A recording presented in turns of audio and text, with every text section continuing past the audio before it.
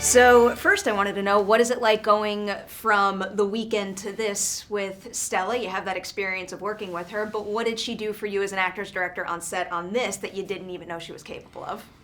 Well, one, having that sort of like working relationship was really cool, because a lot of, being on set is having that short-term dialogue with a director. Yeah, I mean, honestly, there was a lot of elements that were kind of the same. What I love about Stella is she's very clear. She has clarity, she knows what she wants, and she knows how to execute that, and if you're not executing that on the level that she thinks is appropriate, then you don't continue. But you always know. So that was cool, and that was pretty consistent on the photograph, too. For both of you, what was a scene where you and Stella needed the most collaboration to kind of find the scene in the moment rather than finding it on the page first? For me, it was probably Christina's bus stop scene when she leaves New Orleans for the last time. It's just a really heavy scene. It requires a lot of emotional depth. Yes, and me and Stella were able to collaborate to bring that to life. I thought that was one of the most difficult things, but then I really sat and thought about it, and this is why I'm not an actor, but even the very opening scene of the movie, your first scene where it's just you and a camera, what do you find more difficult? An emotional moment with some co-stars with you, or a moment that's pretty much all on your shoulders like that? I'd say they're about the same. I mean, they both require a lot of work and dedication and focus. But that scene is another really great example of a time me and Stella were really collaborating to make that come to life.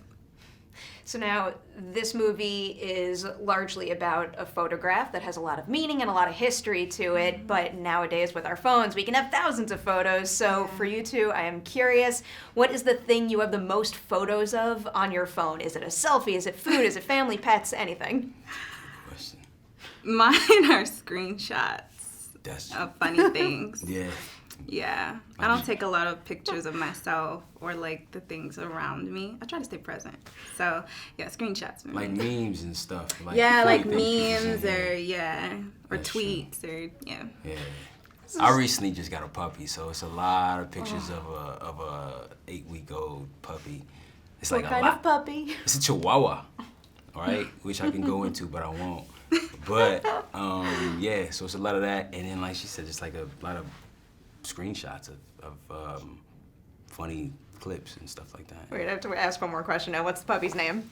Sula. Sula. Yeah, I named her after Toni Morrison character, Sula. I tell you that? Yeah. No, you didn't. I didn't, yeah. I love that so much. Yeah, so yeah. One more photograph question for you guys. Do you have a most important photograph? Something that's kind of ingrained in your mind and connected to a memory, or, an older photo that brings you back to your history, anything like that?